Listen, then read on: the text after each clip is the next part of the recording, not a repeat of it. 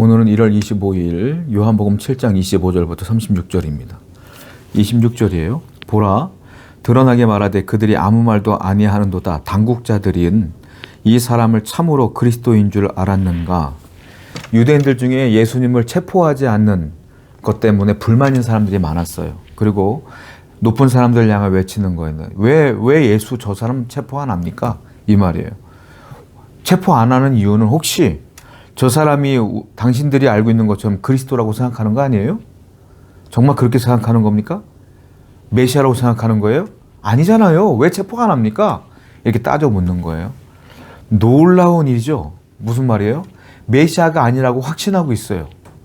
왜 그런 줄 아십니까? 이스라엘 사람들은요, 메시아, 그리스도는 어디서 태어나냐? 미가서에 보게 되면 베들레헴에서 태어난다고 말씀되어 있어요. 베들레헴에서 태어날 것이다. 이 말씀이 쓰여져 있다는 것입니다. 그리고 마지막 때는 주님은 하늘에서 구름 타고 호련히 오신다. 그걸 믿고 있었단 말이에요. 그런데 이 예수라는 사람은 보니까 나사렛 출신이래. 나사렛 출신이니까 메시아는 베들레헴에서 태어나는데 나사렛은 저 북쪽에 있는 땅이고 베들레헴은 남쪽에 있는 땅인데 말도 안 되는 거 아니냐. 너희들 체포 안 한 이유가 이 사람 정말 그리스도라고 인정하는 거냐라고 생각하는 거예요. 무지한 거죠. 왜냐하면 예수님은 어디서 태어났습니까? 베들레헴에서 태어났어요. 우리가 알고 있는 것처럼 호정령 때문에 베들레헴에 잠깐 가서 태어나시고 다시 나사렛에서 와서 자라신 거죠. 근데 사람들은 무지해요. 나사렛에서 태어나고 자란 줄로 알고 있는 거예요. 잘못된 지식이죠. 거기다가 자신의 확신이 포함되어 있어요. 자신만의 확신. 잘못된 지식에 잘못된 확신이 들어가니까 무서운 일이 벌어져요. 여러분, 이거 참 심각한 문제예요. 여러분들도 마찬가지예요. 신앙인들도요. 성경 말씀의 오류에 빠져서 내가 내 멋대로 해석을 해서 잘못된 지식과 잘못된 알무로 거기다가 확신까지 더해지면 그 사람은 어떻게 해결할 수가 없어요. 잘못된 길로 막 달려가는데 목사가 붙잡아도 막 끌고 가. 아니라는 거야. 자기가 맞대는 거야. 참 말해도 안 되고 설득해도 안 되는 사람들이 종종 있어요. 이게 무서운 거예요. 어리석은 거예요. 여러분 주위에는 그런 분들 없나요? 성경 말씀은 분명히 이런 말인데 이걸 자의적으로 해석해서 성경 말씀은 이런 뜻이라는 거야. 엉뚱한 말을 해요. 그것이 확실하대? 라고 사람들이 주장하는 분 없습니까? 문제가 심각한 겁니다. 여러분, 우리는요, 하나님께 지혜를 구하고 하나님께서 주시는 말씀의 지혜로 말씀을 제대로 해석해내야 된다는 거예요. 오늘도 성경의 오류에 빠지지 말고 바른 지식과 바른 은혜로 바른 신앙으로 살아가는 여러분 되기를 축원드립니다. 28절입니다. 예수께서 성전에서 가르치시며 외쳐 이르시되 너희가 나를 알고 내가 어디서 온 것도 알거니와 내가 스스로 온 것이 아니니라 나를 보내신 이는 참되시니 너희는 그를 알지 못하나니 나는 아노니 이는 내가 그에게서 났고 그가 나를 보내셨음이니라 하시니라. 예수님께서 말씀하셔요. 너희들이 내가 누군 줄도 알고 내가 어디서 왔는지도 아네 이 말이에요. 내가 예수인 것도 알고 나사렛에서 내가 자란 것도 알고 있구나 이 말이에요. 그런데 29절 보니까 근데 나는 너희들이 모르는 걸 알아. 나는 아노니 이는 내가 그에게서 났고 나는 하나님에게서 난 거야. 또 하나 하나님께서 나를 보내셨음이니라. 이건 나는 알고 있어 이 말이에요. 너희들은 앞에 보이는 것은 알고 있지만 보이지 않는 이 영적인 세계는 전혀 모르네.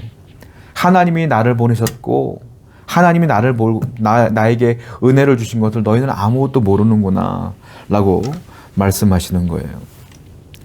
그렇죠. 그 사람들은 예수님의 출생지는 모르고 있죠. 출신지, 어떻게 어디서 어린 시절을 보냈는지는 알고 있죠. 그리고 예수님의 가족들도 알고 있어요. 눈에 보이는 것은 다 알아. 근데 눈에 보이지 않는 것들은 몰라. 예수님이 말씀하시는 건 한마디로 말하면 너희들이 모르는 구원자, 그 구원자가 나야. 이 말씀이에요. 믿음은요, 눈에 보이는 걸 믿는 게 믿음이 아니에요. 눈에 보이지 않는 것을 믿는 게 믿음이에요. 여러분들의 믿음은 어때요? 눈에 보여야 믿어요? 내 생활이 조금 나아져야 하나님이 날 사랑하는 것 같아요? 내가 사업에 실패하고 어려움이 찾아오고 힘든 일이 생기면 하나님이 날 버린 것 같아요? 그 눈에 보이는 것 가지고 믿는 거 아닙니까? 눈에 보이지 않는 믿음으로 살아야죠. 내가 조금 더 어려워도 하나님이 나를 사랑한다는 믿음으로 이겨내셔야죠. 인내하셔야죠. 그 믿음이 여러분 가운데 있기를 바랍니다. 31절입니다. 무리 중에 많은 사람이 예수를 믿고 말하되 그리스도께서 오실지라도 그 행하실 표적이 이 사람이 행한 것보다 더 많으리야 하니. 무리 중에 또 예수님을 또 신뢰하는 사람들이 있었어요. 그 사람들이 말하는 걸 보세요. 야, 메시아가 오더라도 지금 이 예수가 했던 표적들보다 더 하겠냐? 나는 이 사람이 했던 그 표적 보고 이 사람이 메시아라고 난 확신해. 야, 5천 명을 어떻게 물고기 2마리 떡 5개로 먹이냐? 그걸 난 봤단 말이지. 이렇게 얘기하고 있어요. 이 사람들이 예수님을 믿었던 이유는 뭡니까? 기적과 표적입니다. 예수님은 당신이 메시아라는 기적과 표적을 많이 보이셨어요. 근데 그 사람들 그 표적을 보고 예수를 믿은 것이죠. 그런데요, 이 기적과 표적을 보고서도 안 믿는 사람이 여전히 많아요. 이 소수의 사람들만 믿는 거예요. 여러분 이걸 아셔야 돼요. 기적과 표적이 내게 믿음을 만들어주는 게 아니에요. 진정한 믿음은 말씀으로 되어지는 것이다. 물론 기적을 보고 표적을 보면 믿음의 시작은 될 수 있어요. 그러나 그 시작은 됐던 그 믿음이요, 내가 여기가 분기마다 정기적인 때마다 기적과 이적을 못 보면 믿음이 식어지거든. 그러니까 기적과 표적은 믿음의 시작은 될 수 있지만 내 믿음을 유지하고 끝까지 붙들어주는 건 뭡니까? 하나님의 말씀뿐이라. 그러므로 이 신앙은 기적 중심이 아니라 말씀 중심의 신앙이 되어야 될 줄로 믿습니다. 33절입니다. 예수께서 이르시되 내가 너희와 함께 조금 더 있다가 나를 보내신 이에게로 돌아가겠노라. 내가 너희들한테 조금 더 있다가 그리고 때가 되면 나를 보내신 이에게 돌아갈 거야, 이 말이에요. 지금은 아니라는 거예요. 지금은 나 죽을 수 없어. 십자가 아직 아니야. 조금만 너희들과 함께 있다가 때가 되면 내가 십자가에서 죽으면서 내가 하나님께 올라갈 거야, 이 말이에요. 이게 무슨 말이겠어요? 지금이 아니라 하나님의 때가 있다는 거예요. 때가 있으니까 조금만 기다리자. 하나님의 때에 하나님의 방법으로 하나님의 섭리로 일하실 때가 있다. 주님도 철저하게 하나님의 때를 기다렸다. 성도 여러분, 저나 여러분들이나 다 하나님이 여러분들을 인도하시는 걸 굳건히 믿으셔야 돼요. 그렇다면 하나님의 때가 있어요. 하나님이 여러분들을 인도하시는 때가 있어. 여러분들 그 문제를 해결할 때도 있고 그 문제가 아무리 심각해져도 놔두실 때가 있어. 사람의 힘과 능력으로 그 때를 뒤집을 수 없어요. 하나님의 때는 하나님이 그때 일하시기 때까지 기다릴 수밖에 없어요. 기억하세요. 우리 또한 하나님의 때를 기다려야 된다. 뭘로? 믿음으로. 무엇으로? 소망으로, 기대함으로, 감사함으로 기다려보세요. 때가 되면 하나님이 일하여 주실 줄로 믿습니다. 34절에 너희가 나를 찾아도 만나지 못할 터이요 나 있는 곳에 오지도 못하리라 하시니 이에 유대인들이 서로 묻되 이 사람이 어디로 가기에 우리가 그를 만나지 못하리요? 헬라인 중에 흩어져 사는 자들에게로 가서 헬라인을 가르칠 터인가? 나를 찾아도 만나지 못할 터요 나 있는 곳에 오지도 못하리라 하니 이 말이 무슨 말이냐 하니라. 예수님께서 유대인들에게 말했죠. 아직 때가 아니야.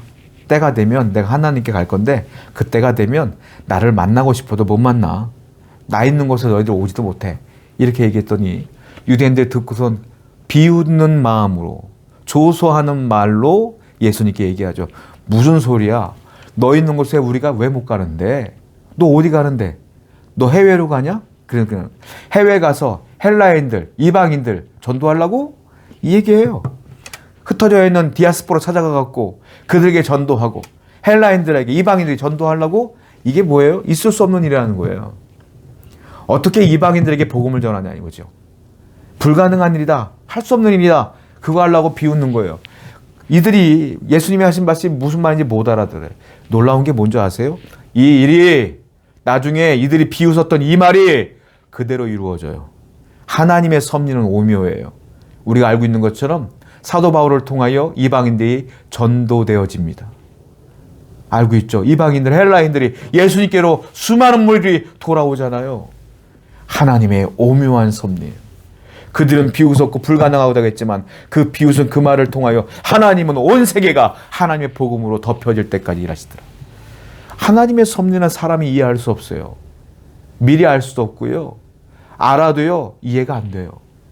그런데 그 놀라운 하나님의 섭리를 믿고 보다 보면 아하, 깨달음 날이 와요. 왜 여러분들의 인생 가운데 그런 고달픈 날들이 많을까요? 하나님의 섭리를 이해가 안 되죠. 기다려 보세요. 그 오면 섭리 가운데 놀라운 일들이 벌어질 줄로 믿습니다. 오늘도 소망과 기대감으로 살아가는 여러분 되기를 축복합니다. 기도하겠어요. 하나님 아버지 감사합니다. 하나님의 뜻을 어떻게 사람이 이해할 수 있겠습니까? 기대하며 소망하며 기다릴 뿐이오니 모든 이에게 하나님의 은혜가 충만할 수 있도록 도와주옵소서. 예수님의 이름으로 기도드렸습니다. 아멘.